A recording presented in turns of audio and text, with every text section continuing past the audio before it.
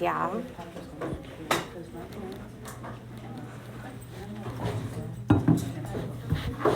Venturing out from the cave of my desk is good enough to actually come out.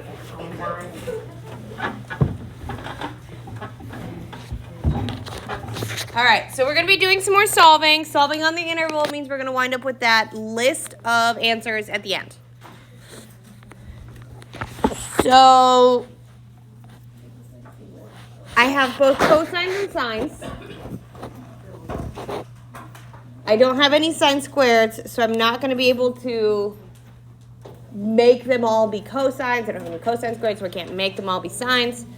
So what we're going to do is we're going to get all my trig functions on one side and see if we can't factor something out. Because in order to get our solutions, we want to have just cosines or just sines or just tangents. I don't want to have products of. So what we're going to do here, our very first step, I want to subtract my sine of x from both sides to get all my trig functions on the same side of my equal sign. So we're going to have our 2 cosine of x sine of x minus sine of x equals 0.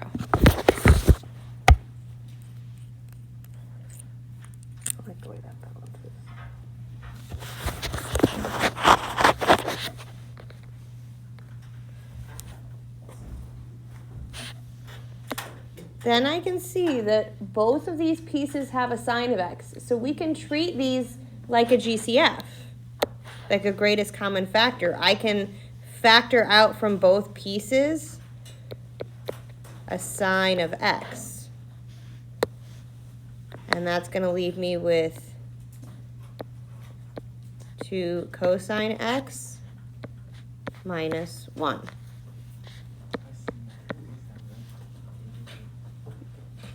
Who is that? It's me. Oh, no. Hi. I'm the problem, I know. Baby. Ha.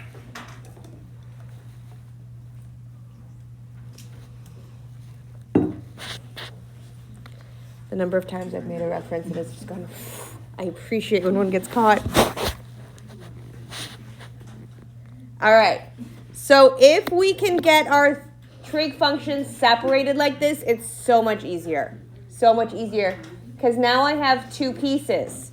If I have 2 pieces where my product's going to be 0, think of it like factored form on a quadratic. Please stop having an alternate conversation while I'm talking. I did it funny first time. I'm going to be direct now. Thank you. Yeah, they were talking about the problem. Me too. We're talking about the cosine. You would keep looking at his phone. He has cosine. He has a unit circle underneath. Yeah, no. Nice try, though. Like, I can't actually hear the words that come out your face. Just saying. All right, so we're going to take, and we're going to set each of these pieces equal to 0. So we're going to find when sine of x equals 0, and we're going to find when 2 cosine of x minus 1 equals 0. So we're going to set each factor equal to 0.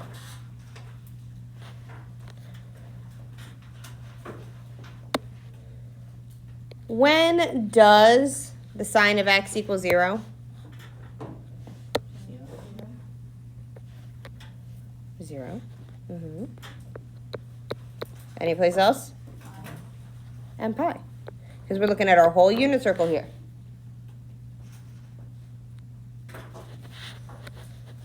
For this right-hand one, we can't just kind of spot it off the bat. What do I need to do over here? Add 1. And then divide by 2. So we're going to have that 2 cosine of x equals 1. Or that cosine of x equals 1/2. Where does cosine of x equal 1/2?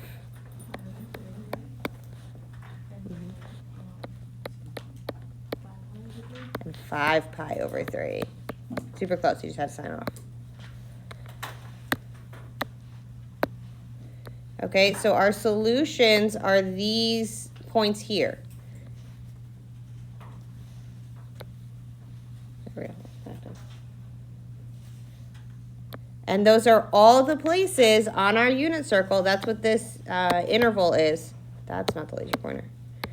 This interval is just the unit circle. These are all the places on the unit circle where sine of x is 0 or where cosine of x is 1/2. I don't care which one it is. Either one of them will make this whole product work.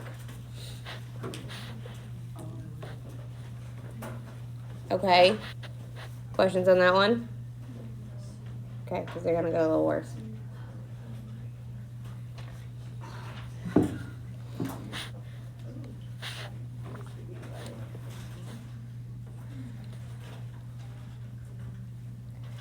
So now I have a cotangent squared theta equals 3/2 cosecant theta.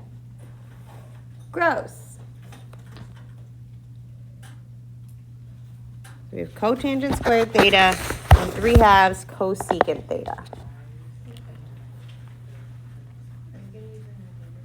We are going to use an identity. Before I do, though, 3/2 is not really a fraction we work with all that much, so I'd really like it to not be a fraction. So, thank you.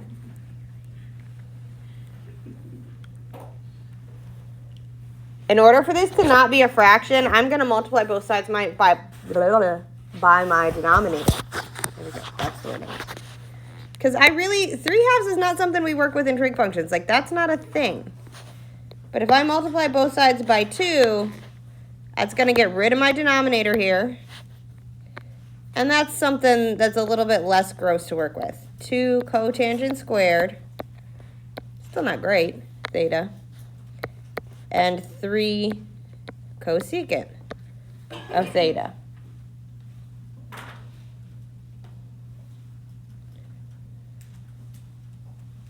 Well, with the 2 different trig functions, it's not super easy on our life. But one of them's squared, which means there's probably a Pythagorean identity that we can use. Do we have a Pythagorean identity that works with cosecant and cotangent? Yeah. So what can we make cotangent squared turn into? Cosecant squared. That's not a... That was a dog bark. Minus 1. So everything else is the same. So we're just turning our 2 cotangent squared into 2 cosecant squared minus 1. And our 3 cosecant theta stays over here. I'm just going to change this little bracket thingy so it's less. There we go. This is one of the trig identities we had back in the day. It was our cotangent squared theta equals cosecant squared theta minus 1. This is the identity we were using here. My handwriting is so beautiful, y'all. Oh my gosh. So looking here, what can we do next?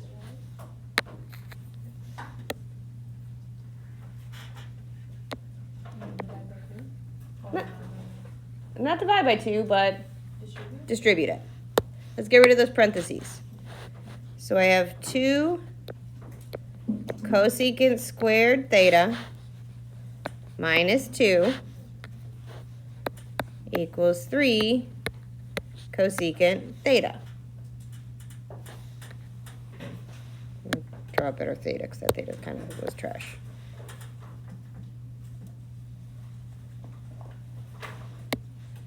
So I have something squared and something not squared. So let's get everybody on the same side. So let's subtract our 3 cosecant theta from the right-hand side. So we have 2 cosecant squared theta minus 3 cosecant theta minus 2 equals 1. So I have a squared thing, a linear thing, and a constant. This is very reminiscent of a very Algebra 2 skill. We're going to factor it. That's a quadratic, just with a weirdo x. And if that hurts your brain, I'm going to do a u substitution. Yes, What does it equal 1? it equals 0. You are correct. That should absolutely be 0. Because I was talking and writing at the same time is why that equals 1. Thank you. Call me out on that 100%. So if you can do it with cosecants, that's 100% fine with me. That is not a way that my brain works well. So I'm going to take cosecant theta and replace it with the letter u. I'm going to do a u substitution. Because that makes this 2u squared minus 3u minus 2. So whenever we have a squared piece and a not squared piece that has that same trig function, think factoring. We're going to factor this.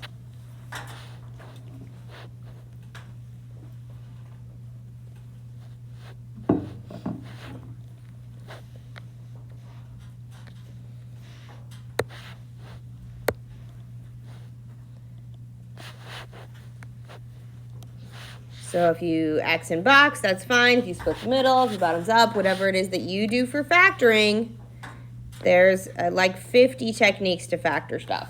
Like, there's a gazillion ways. So whichever way you choose to do with factoring, we're going to wind up with our a times c at the top, which is -4. -3 goes in the middle, so we know our two middle pieces are -4 and +1. That's how this term uncombines its like terms.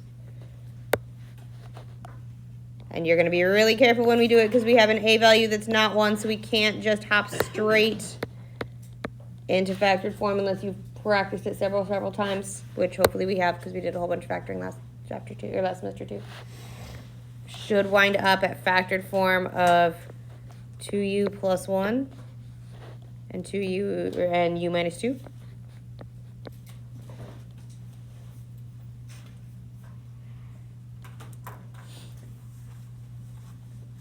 Since we have that a value, you're going to need to use whatever method you choose for factoring, whether it's the box, whether it's split the middle, whether it's bottoms up, whether it's I forgot the name of the other one that I know off the top of my head. The other factoring stuff. Factor it. However works for your brain, but there's a gazillion different ways to do it. I was like, classic way, because I see a lot of blank stares at me right now. You can always use the box. Feel free to come back this way. 2u squared minus 2 minus 4u and +1u. Pull your factors that way. That's absolutely fine and absolutely valid. It's a tool for you to use. You can absolutely box it. But you'll wind up over here. These are going to be our factors. And what we're going to do is we're going to set each factor equal to 0, just like we did on the last one. So we're going to take our 2u plus 1 and set it equal to 0.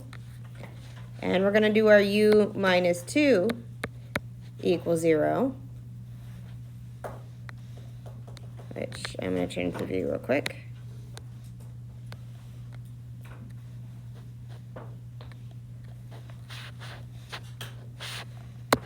So what are we going to do over here to get u by itself?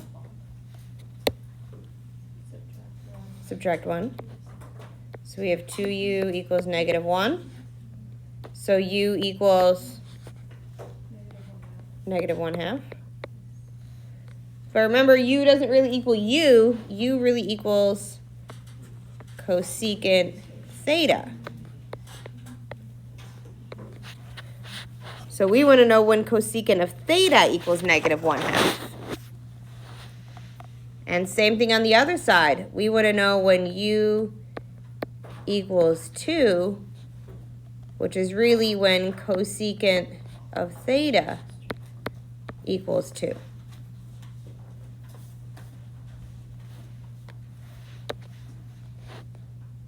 Remember that cosecant, that's 1 over sine. So I'm going to start you off with this one. When is 1 over sine equal to 2? What thetas?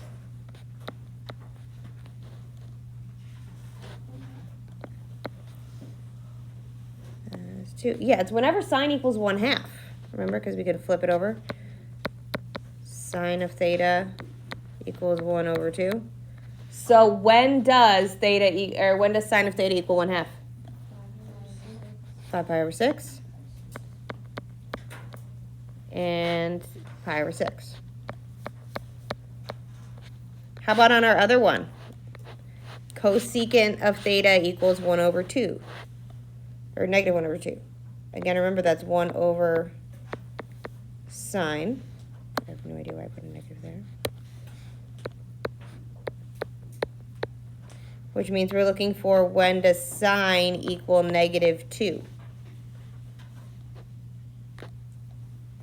Does sine ever equal negative 2 on the unit circle? No, it's got a radius of 1. It's never going to equal 2. So this piece is not possible. So our only answers, I'll see it full. There we go. I'm good at spelling, y'all. These are our only possible answers. So whenever we see a squared term and a linear term, squared piece and a not squared piece, we're going to think factoring. So all that factoring we did back in rationals, oh, that's coming back again. Oh, snap. And I do not care what method you use to factor. I do not care. There are a gazillion ways to factor. At this point, you should have something that you like, or something you tolerate, or something you can do.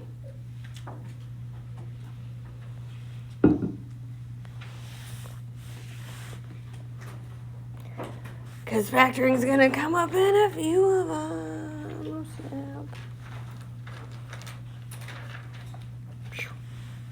So let's look at another one.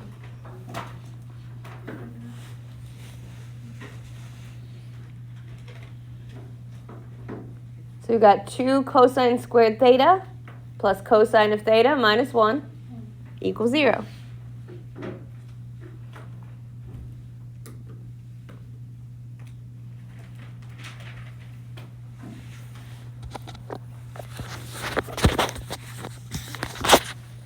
I have a squared term, I have a linear term, and I have a constant. So we know we're going to head into this factoring style. I'm going to change this back to, there we go. I highly recommend doing a substitution of some sort. I tend to go with a U substitution because it's kind of a classic thing. You'll use U substitution in calculus about a bazillion times.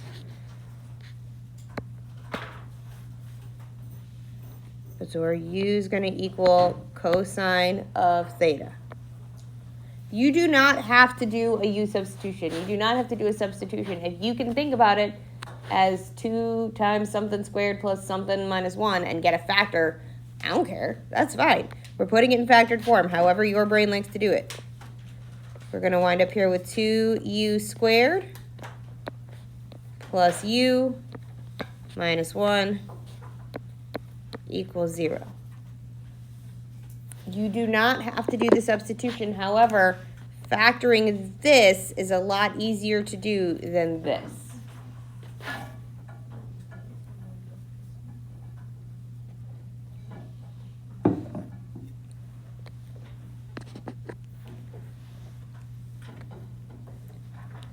So I'll do this one not with the box. I'll do this as the factoring way to do it, like as a factoring by grouping. We still split the middle term into the 2 pieces. So we're still going to wind up with our a times c being -2 and our b being +1. You guys good? Okay. Pair of numbers that multiplies to make -2, adds to make +1.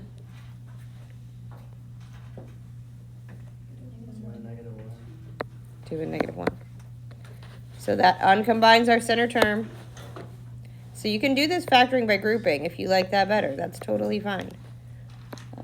Plus 2u minus 1u minus 1.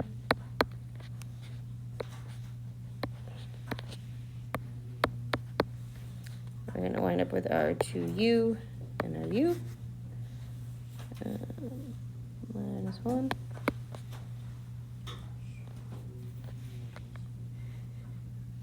And plus 1. Yeah. So like I said, you do not have to use the box. You do not have to, like, this is another option for factoring. It's a factoring by grouping.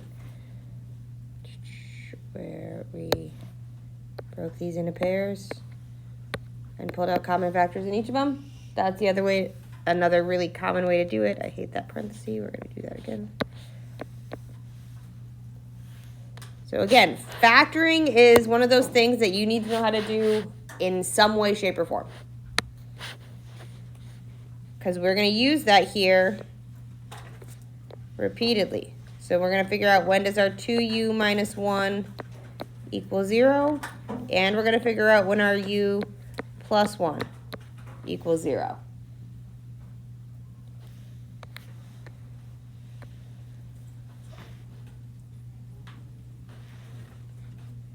So on this one, we're going to take our 2u, add 1 to both sides. So we want to know when 2u equals 1, or when our u equals 1/2.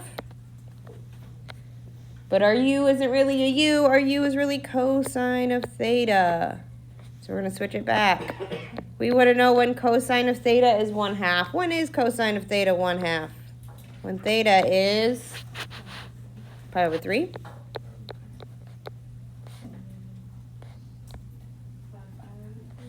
And 5 pi over 3. On our other factor, we have our u equals, subtract 1 from both sides. So we really want to know when cosine of theta equals -1. When does cosine of theta equal -1? Pi. When theta equals pi. So our solutions are pi over 3, 5 pi over 3, and pi.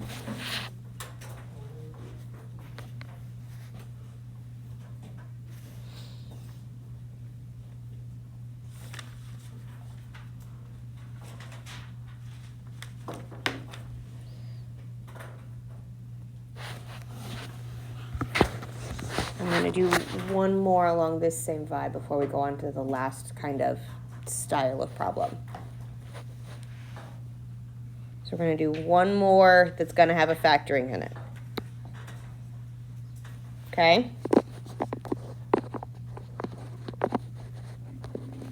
Here we've got 2 cosine squared theta plus 3 sine theta minus 3. And we go, I've got cosines and sines.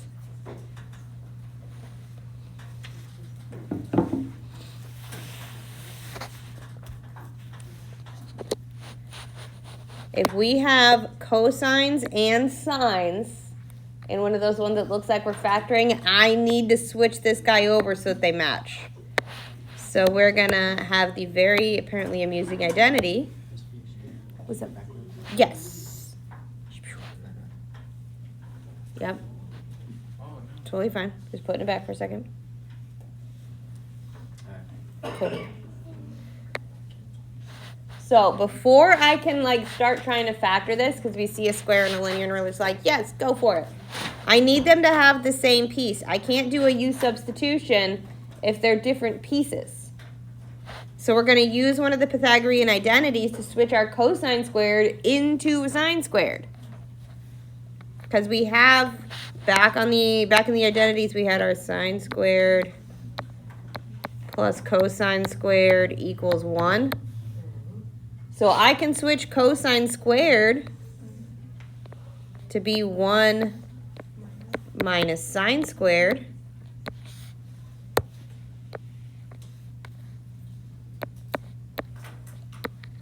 Everything else is going to stay the same.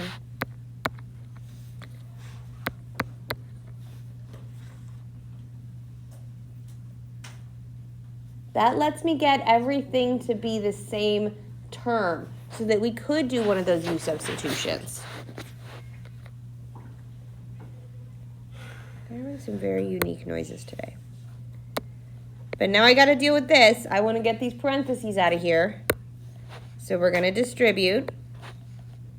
2 times 1 is 2. Minus 2 sine squared theta plus 3 sine theta minus 3 equals 0.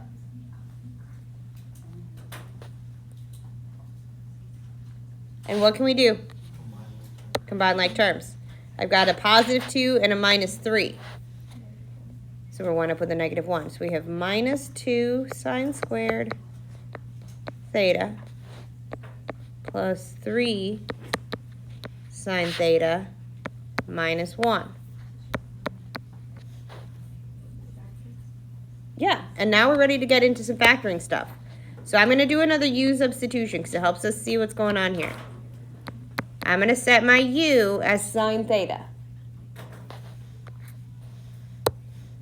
So we can write this as minus 2u squared plus 3u minus 1.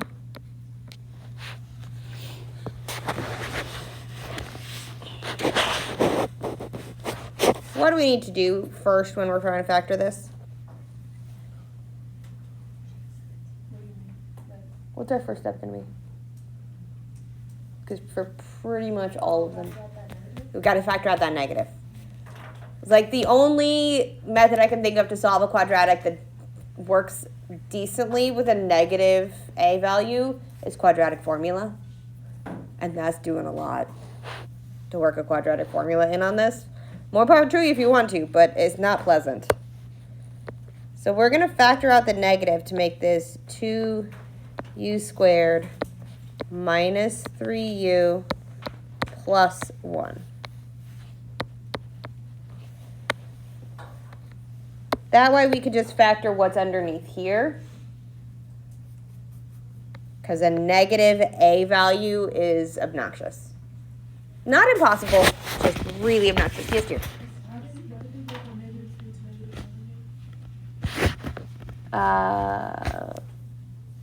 Over here? Yeah. We combine together our, oops, sorry, zooming out, our minus 3 and our positive 2.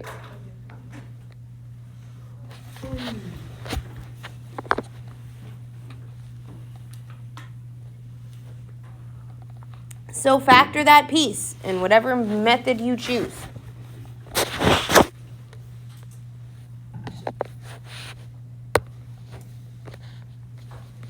We're going to wind up with a minus. Oh, I'm going to change colors again. When we factor this, we wind up with 2u minus 1 and u minus 1.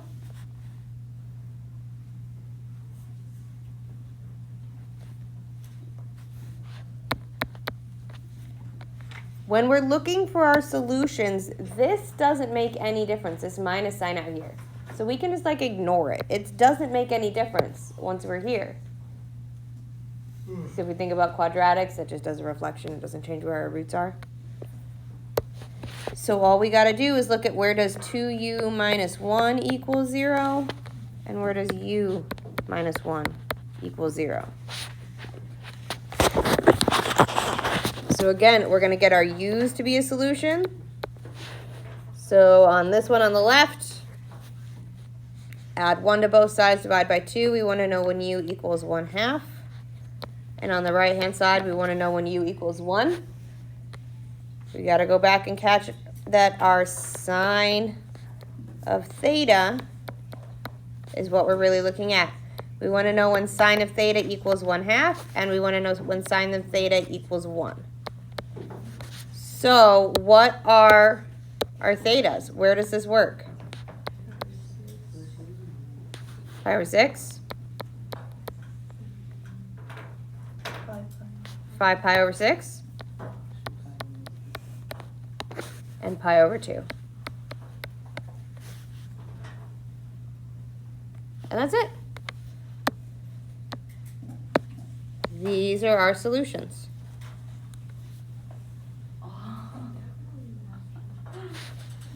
Okay. We have one more style of problem that's going to show up. They're not super awful, I promise. They look a little weird. But we've been doing U substitutions.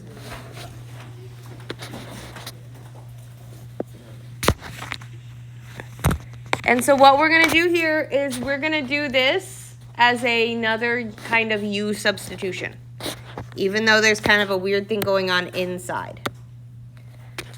We want to know when sine of 3 theta equals negative 1/2. But off the top of my head, I don't know when the sine of 3 theta equals negative 1/2. However, if I was to say, well, I don't want to have to deal with 3 theta right away. Let's switch it to be maybe a u. We can find out when the sine of u equals negative 1/2. That's definitely doable. So we can take and do a substitution with a different piece. It doesn't have to be a whole trig function. I can take just this chunk, this piece that's making me go, ew, and take that out and say, I'll deal with him later. So when does the sine of u equal negative 1/2? When u equals what?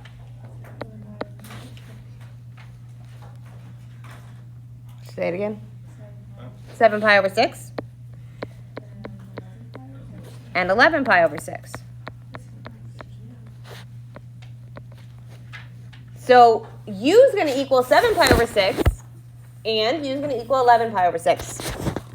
So we got to go back and do our un-u substitution. So we know that 3 theta equals 7 pi over 6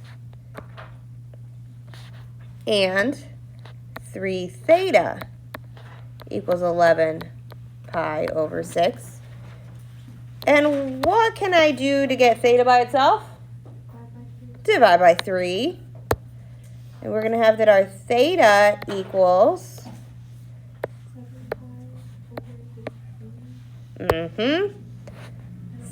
7 pi over 18.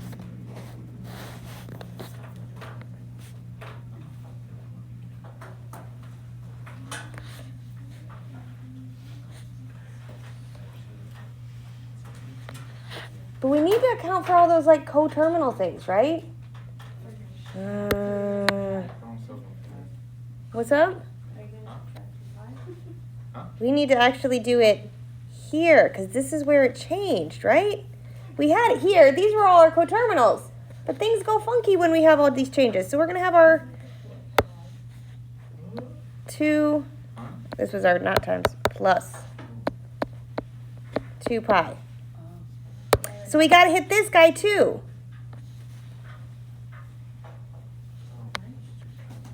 Plus 2 pi over 3. So we're going to wind up with a lot more answers on these. But to get our coterminals, we're going to treat it like it's our find alls. And then we're just going to chop it into chunks until we get as many pieces as we need. Because it happens again every 2 pi over 3.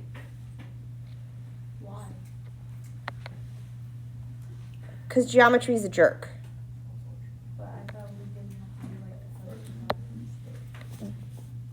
For the u, absolutely, we do not have to do the plus 2 pi. It's when it switches back over here, it changes how frequently those repetitions happen. Because it's not just happening here, it's happening every third of it. So whenever we have like a u substitution, put this back on, and we're still going to come up with a finite list. We're not going to leave it as like this 2 pi over n, or 2 pi n over 3. 2 pi n. Because we're going to figure out that this, we're going to have to add little pieces. Because this is happening at 7 pi over 18, No, you can love cosine. and it happens at 19 pi over 18, and it happens at 31 pi over 18. Because we're going to have to common denominator these guys.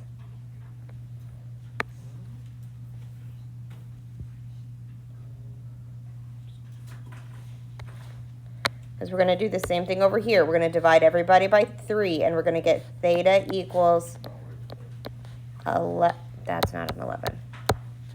11 pi over 18 plus 2 pi n over 3. If you common denominator it, we get 11 pi over 18 plus 12 pi over 3. So we get another, like, more really weird fractions. So we're going to have 11 pi over 18, 23 pi over 18, and 35 pi over 18. So when we have U substitutions, we can do this part just looking at the unit circle, but when we're finding all the bless you coterminals, we got to think about it as our find alls, and then just list them until we hit our 2 pi. It's annoying, and they're a little weird, which is why I didn't want to kind of leave you to your own on that one.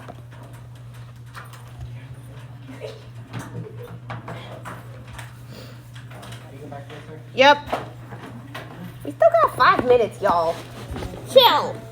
Chill. We're going to do one more. One more. Done? No, we got 5 minutes still. We're going to do 2 of... No, I did. I said the last kind.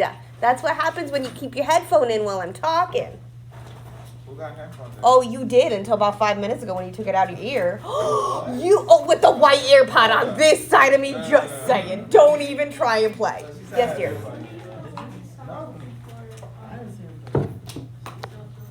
When we hit 2 pi.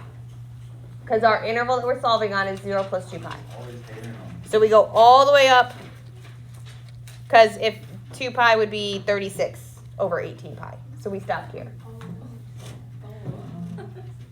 Okay, so we keep listing until we get to 2 pi when it's simplified. I'll go through it in more detail in the next one. The fraction is significantly less gross. Over 18 is super gross. All right, this is the last one. Sassy pants. I know I'm the worst.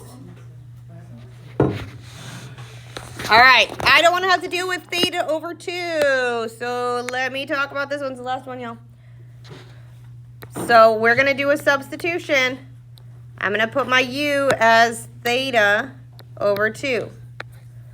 So we want to know when tangent of u equals square root of 3 over 3. Times 3. I mean, you could.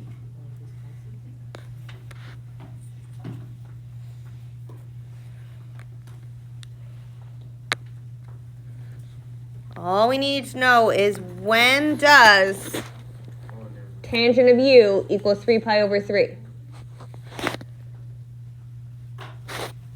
Or square root of 3 over 3. That's what I meant. You can also think of this as, remember if we rationalized this would be 1 over square root of 3. If it was unrationalized. More commonly, we would have this as 1/2 over square root of 3 over 2. So where is this? Where is sine 1/2? Tangent, we just look at the top half. So if it was just u, we would just put it as pi over 6, right? But we need to switch it back. So we're going to do our theta over 2 equals pi over 6 plus pi n. We got to make sure we catch all the repetitions. So when we take a u substitution, you're going to put it back into that find alls until we find the ones that we want. So what do we do to get theta by itself? Multiply by 2.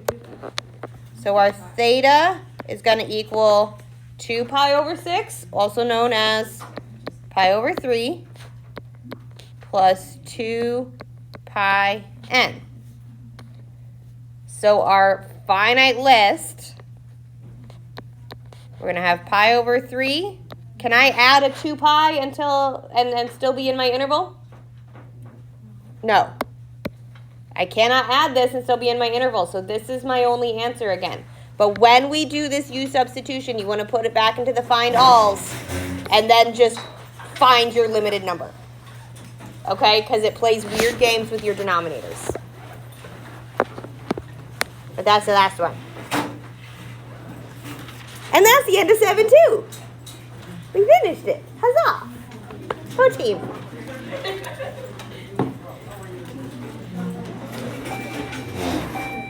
Bye.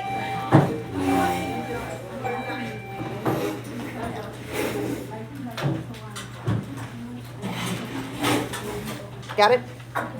Sweet. Technically, I put it up.